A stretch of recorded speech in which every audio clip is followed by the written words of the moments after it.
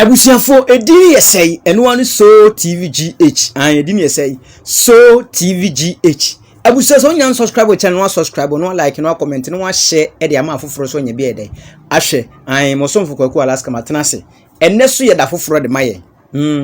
eye sunyan ba hima de nsem bia ba betudwa sunyan ba hima de nsem betudwa se na nsem mu na eye wohini bia wo sore wo eye sunyan se wono wo ye wohene ye yini so na eye sunyan hene ama sebe ensem bi odi nsem ikoto original house of chief bro original house of chief anima sebe bro original house of chief kwampo edi asem de amasa wohene no abo ono wohenwa ni nsem ato agu se wohene ne nkoronkodi ne hene na ohene ne oba ahima te nsem na anye ne de anye ne anye ho wodi nsem bia betudwa se wono no de sebe onyi obia se wo ye ohene man hene wo sunyan kurudu anim onyi obia eni se obi gira ba bi se wono na ye sunyan man hene a woboa onte da na sebe enye se nipa no wonim no wonim no na ekwan a wo mo afaso abusuan no ize mu na ye abusuan baako na sebe o sa ye si hina eye kuo ni ye nipa maako miensa ene hia but we de sebe o eye mienu ewo no nafa ena baako pa te ne ho ena mo akoyi obi se ono mu ni eye sebe sunyan man hene wa bre wono no se mamre kwanso no se ye fa mamre kwanso wo so wono na yi obi ba se wono na ye sunyan man hene no mu nyina agi atum no mabon ase ne hene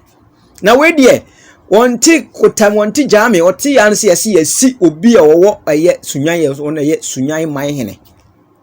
ye yi no ama kire se wonam wa se wo ma command okronim ene wo se wonye wo hene okronim onyi wo bia enti akoye sabio sesi no abusuya baako o ba sesi na kwakoye ntawantawa kese da o muntawa kwaye se bako nsensemi akoye ntawantawa kese da o muntama kire se enye ize ama emra sabi original house chief fo e ka kire nanan se ohene na se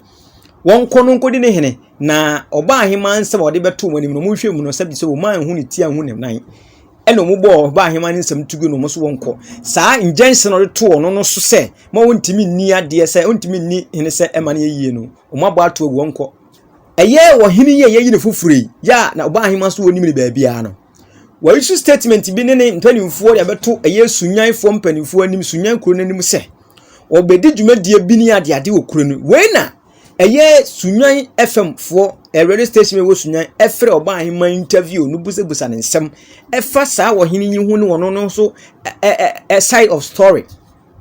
na ensem a oba ahima de tu dwa no e kire se onim ni ba bia onim sabe onim ni se sabe onim suani bet onyi ni se oni ade enyo na ayi ni so medi ade de ni ade kina enti eye force bi no mo dia force omo no mo di person ni di ade ena o kire mu nyina se sabi emre omo bese omo swai kura mpo beyi o swai kura okure nu no o te se o dia metofo de niema nse te se o dia metofo ne nkofo ne ba ho begin ro di swai ye na se ne kwan so na wo swai a enka o de be ye sa ade na oba hema ebisa ngabusia oba hema na ebisa wo se wono de onim pefese ye nsi wo man hene bi osunyan na kwa akura no munya nsi bia na sabe sampanifo miensa ana na sam hwe akusua so na se ba akote ne ho se wo si ba oyi ba ako asine hena eyeye mani eyeye wa amamre mu na obuso sampanifo eyeye wa amamre mu enyeye saa ento no wonsi obi ahene abusua yenkotie oba ahima nsem no de tu dwan yenkotie mra sia ne ba ye beto aso e de amam dia aso sika breyi otosumie no so yan ma hema wa homa no so enkrata apie montre so no yenko na enini nkodi nkomo nana wadaroma mebo mu ase chia wo ma he no edefai nana nyame adome ho ye pa na won so e oko yentina nanka wa homa mu yi yentina nka yi nana ba to menka aha papa yo nana we de wadaroma ye ba wona so awie ya boko ye ho no mu na enya nkrata ye kyese nkrata ni fiwa so ye ene ba se judicial committee wono matem wo de ba ye mecha judicial committee o da bono regional house of chiefs so no o matem wo de ba ye 8th April efa we injunction application bi ade come o mo hu no wo kyese obi go appeal na wadaroma yebusa se sa nkrata yi appeal nkrata ye fi waso e ya na na se fi hono mu a e mu nchemu pa ne sen But me the master some of was nkrata yi aye no kwemia na mama hu kwan sa nkrata no ye security because me see onye nti also some buy na ye injunction na ye yi ya asam na nkasa wo nti him efi akụkọ so wo mu sesi ya say na na him be boja ma na hine aba betra ni ade aduru na meni mo hwe nti na my release be about court injunction no asam aba out no my appeal aba out nti no me dey still ani si ohine and me talk mu muka tumi kamesi ni hine no na ma ba be business na na ma wadaromo enti sankrata ya abai judicial committee no verdict no na ho appeal no na wodi ho nkomo anase sansem na nenam emontre so say yes hine no mum na ho nkrata abai ni nyina ho yeso o ma yanka bi na muyem say o mo bebo ya wada akosia o hine bi na mo nti ai abakma na akuma ni gas nyene na busu asan nyina ye ni mo hwe nanta chua abusia ene akoso di abusia yanka ho omo ana busu ene omo a omo so omo si nyene o omo ye sankrata no mo mu ye ka na sana omo so atro e dia babon ka ni mo akota radio station ebo isa nene amene omo hine ne kasa no moni ade no aya ko minimum anything about it but first release the me am first release na maye no na wadaromo we de kwaso nanka cheye mu kakra wa hanu be sanse ya akira adwen eni anim se ohine foforo ya chese yesie yi na wo so wunnim ho hwe wonsa ni munti wo famara kwaso nanka sɛdeɛ nhyehyɛ ne amamra ne amane nhyehyɛ so tie no watimi afa so pepepe miesi hene wo sunya ne anta wo de kɔgya abono regional house of chiefs ɛna wo mo so abua sɛ wo application na wo de buy no wo mo so mo enye yenti abo ato agu nti dodo na adwen sɛ ya abo ato agu ne de ɛne hene na yesi no ne kwan so ano no ɛnyɛ sa na tie wo ɛno de injunction application ɛno de ye de bia wo de bibi kwa yetimi eye fee so eno ntresa ya bi asam no ye ni asam no ye so bo nfa no so ohene ena okofu fe be bi asam na wi eno no omo ye na ni mo so ne omo su ti ase omo aro ya kwa aba be kesi mo so asam na nkasa de ye ni ye enti sabe so u tiga wo court ana wu ne dem ba akokora wo ho on the 30th so ye be ka enti ni wu wire omo sade na me nfa ni bibie mo but me release na maye no abusuafo ne sunyane manhima na akoso adua so sikabre yi otoso mienu na edi nkomoyi enti na nahime wadaroma sese no se application na wo botugu ye no eda nchen a asem na nkasa wo ho eti se asem na ye na aka yenkan yi asem na petition na nkasa na wo ho a ye ba be ka ho asem ya da ka whether or not kwan omo fa so esi ni no ne kwan so ana enu wan san na ye ba da ka no because sabe meme ya sub chief no ana division chief no dan amamre dia ni ho a ewo mu se sub chief ebetini akwa chief paramount chief because omo akwa na omo ya division ano omo tu o matranko nya na me jabo tu a omo bo edi omo atranko nya na me omanyima ni woko ni mo no wasa nene so bi inside the best say we na mo fa ni si akonya na say we na mo fa ni ko si akonya no mo anya ka de no wo de na mo sa me make me so na me yi na me de ma mo na ye say me so mo ko hwe nko fo chimra na mo fa emuaye mra ni emuaye bi ama mo ya ansa mo ama yi obi na mo ama kwa kosi ma me say ade a eye ne kwan so a ada na atranko nya na o maka ni nyina o mo ye about 22 obi anka wo na so called for now so key makers no kwan na ye and ne mra kwan so a emrika be na fanti a ntine anton sanse mansan nyina anton sanse those involved ama yanka na ama busia for miensa nyina ya metas na yanye na ka de sabi yenyan mu da goma for na kise ade na se ama ye ka ho de na kenyan ya amamre so be yi so fugu ni ade nkoa na de akwakosi akonya ana omo si akonya ni si omo ni na omo ya ntenta mu ni no omo afa amamre kwa so bi a o sai kwa ni na ti fom atanko nya ye te ho kwa na obi anti aseso omo se enye nkonya so na omo ye mame ni si hine nana wadaroma ahobrase kwanso unyina yesu anase unyina so anie enti na ma wodi application ekoye meche injunction application ekoye because ni pa na oyade na si hine no mini no ho ni time dia wo ne busu ani aha enti sa nyina so we ne mo ka kwan a wo fa so si akonya no enya ne kwam so wo na amamre enti na meche say so ja akonya ne so me ma ye mu tunya akonya no ani ma sesa abra nketenkete ko e bobo no mo fa amamre ni amane kwan so na eye enti no awasa ye tibi fa amane ni amamre kwan so na ye tibi edisi akonya no eno na me pasere na wadaroma obu a manfo kakra wa ha enim se de na wosi kirekyerem kwan ye fa so ede hinefoforo di so a chese emfa amamre ni amane kwan so nti ena ma wodi injunction application ne koye ena judicial committee ni chese unyina soro muso menye yinti o mabo atu agu enti ebisa se de ni nkyiremu a judicial committee di ba wonti asa wonkyeremu nyina achi no o mo chese o muso mo menye yinti obotu gu ye na me who say enye me bi o ha ya ye ni enka sugar because they are mo ye ya man yin di ne bo no emre mu no en samo shisha nteko ni nyina ne ebepie because that ebi anu mu a ya na etu say enyi no obi so edie ni enti say no wo say wo de yes nyan a ebi a wo so wo that you know wa fa ko na ni be sorry no mo so agboko ebi asebe ti o fe ni eye se ti e so eti ane de mo ko ho se ya o mo le ni enti a o mo aye no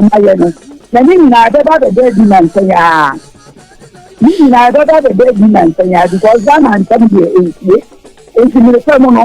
de enti a ka anya ko no ye ni o mo aye no da edi na unkomodie mu ahase na wo se omose ya wado mu ba be yi ohene a kire wo se eno no nsani mu ho omode mi ni won so na me ni won so mi na bisua nyanta tuwa bisua akoso bi bisua obi ni won so bisua fa ni won so abakuma ni won so ebe bisua fa ni fo no so ni won so okay na wadaroma ya so yo mo keke yo wadaroma de nkomo no eba wiye na emom no ye pese de we twato se obi o ti sunyane nsaso so titiri kura ne ahoho a abakure mu adwumanti ya dodo na no omuni omabusuafo kura di nkomo mo se ahenie mo manso twen aba sunyane nsase so a asa ya de hoye aba asase so no wadaroma se na wo besi ni sa nipa no akasa na me me se o mo se a wo no do so se na bi ka kan ejina ma ye dia me se ho mo metin aye ni awon mo so ye bo so ni si akonya wo ba bia enti ya metu na mindful me se obi obeti bia na on temu nchese mu yi na on want to manyela o bu di metin na me da so yo na me de so mada enti no pe no on ko na ko bi o mati na ewota ya wada se me di because ni ehun se na me ma so me se mu anyima any so obi akọ program bi a men fẹ́ wo mo enti no mi si yiri wo ko ma se awo wa ni na e fa so mo tun se o ba ye ma so nti onyene e wo ko mu ana yan kan ayen se wo ko ma no so yan kan ni de ti mo digidi e na o mo de eye ni e me di nti media ni ho so nti omo ko bia nti na omo tie me America because I am the sitting mother now aban ni Okay. nti me so omo ko bia nti Okay. na mo ntwa me Okay. because me person me good emraso na me person me good emraso a enka e de omo ye ni de na abade dada me person me good emraso na omo pushing to the wall do the video na we say ye be the form chawa na nasa we are sitting queen monday nyame ya doma ya wada program ya wo kire se omo se e beba so no omo copy wo de but I say na bibiasa ye mo wa mane no mane any ebuogu na kabibita wo ampa ka omo tumi ta ba mane but bibiasa ni okay na kitu ni ọmọ mo ti radio so say me say nka ma fa na ba kuma ina bisa na so me san kan ka ta dia ma fa na bi sha fa ina bisa na so me san kan ka ta dia enti e mo bia ni wa omo ni mo se ebusu afante ni so omo wo nenta chua ebusu mu ne akoso bi ebusu na obi aso nya ata ta dia sa okay enti no ye ni mo se okay nana wadaroma se asembia ni eche dia ye pese ye de nkomo ne sie yo mama me da maseta nti mama bomma da wo e mama nsan te se ye mpa gidigidi bia wo ko mu ha sei enti no ma bia wo mu emontumu no mo ntwe manim kakra na ye mfa de emra da no ye mfa nto na ni amamre da no so ye mfa nto enti me da obi bia se ni chesu nya nyina se obi ata edin ensankeka no ene droso enti me tro mo se o mo ntwe me na ne ekoso bia ne mo nti yo abusua se mote nsem na oba ahema kan no se wote nsem na oba ahema ebusebusa na hokan no mote ye se wote bi iso oba ahema nso na odi atudwa no so no onim ba bia onsi wo hene bia se bisunyan kronim onsi wo bia amamre kwan so no ye nsi wo hene emfa no nkohye ba bi ese sebesabe yo mote ayiye nkonwa so na musi wo hene da bi oba ahema sa mamre kwan so ye wonkonwa ahemfie nkonwa ho no metena so ye si wo hena ye hene invite sabia dignity mpanimfo bia ba ho no nyina be witness ba we dia man sa we dia mu fa kuntura ase na mo se masi wo hene to no de onyi ntumu na nyi ntumu kina sa no oba ahema ase abusian ye to wonu man ye hu se video bi sakuliti ya omo eye Sunyan airport Sunyan dom nipa dom bia bochenku Sunyan airport we ko hia obi kwan ya ye de hwan ya se wo hene no Sunyan man hene ye se ye ni foforo na hema so wonye ntumu no na eba enna to mo bodom pem tese ma me papa nya asem kitwa abusian pani behwe hwe video no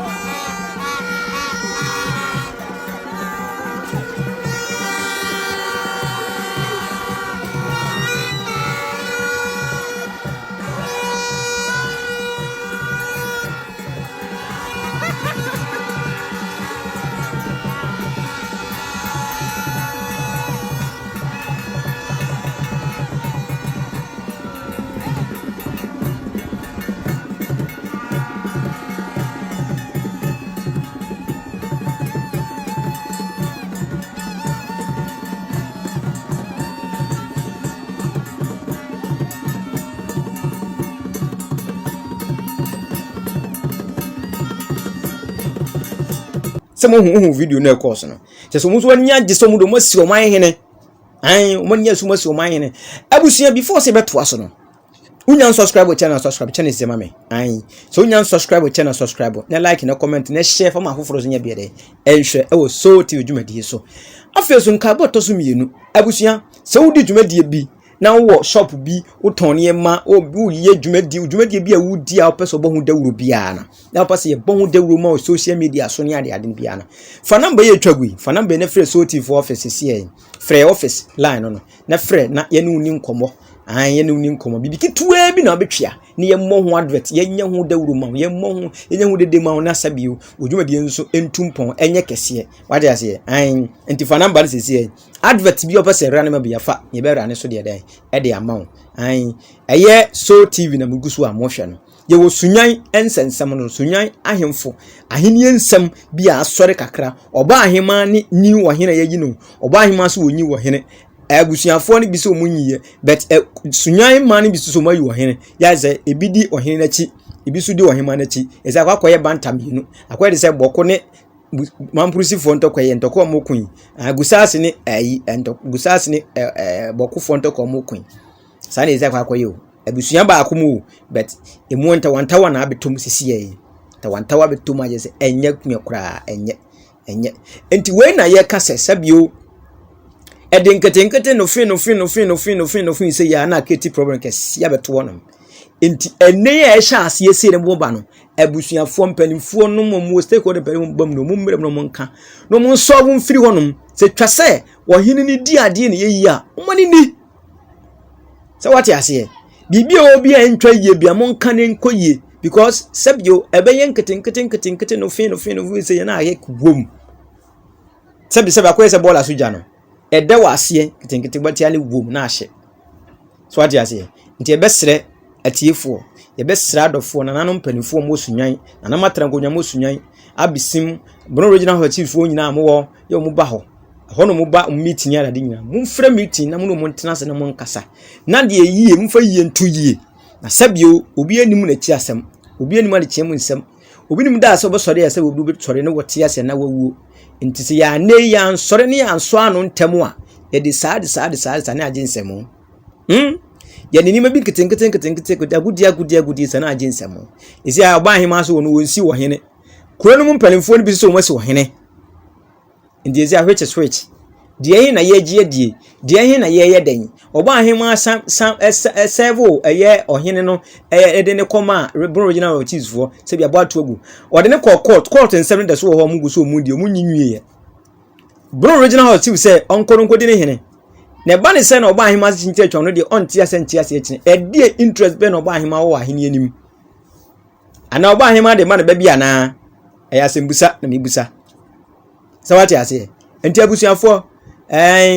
moma yenhwe na yenhwe ne ma bi yie na yanhwe ni yie asabio ye hu ni yie yanhwe ni ye hu ni yie enti abusua edin the Soul TV GH edin the Soul TV GH so nya subscribe channel subscribe no like no comment no wa share de ama afoforo so nya bia dai ahwe se mdika kan me se odwumadi bi na pese bo hu da wuro ma wa abusua memfa ntwentwen na asekura fra fa Soul TV phone number na etwagu sesi ne fa ne frɛ yɛn sesi a na yɛni ni nkomo bibi kitwe bi na betwia na yɛfa nya ho advert kɛse ma wo yɛbɛbɔ advert ma wo yɛbɛyɛ ho dede ma wa woni bɛgye keke o market so bɛsesa o nyame di monti abusua edini ye Kwaku Alaska min kasa kase ene midi mbosia na dase ne yɛbɛto aso de amamo piao. So thank you for watching the video. Thank you for subscribing to my channel. And thank you to those who are about to subscribe to the channel. Please subscribe to the channel and share and like the videos that I give you.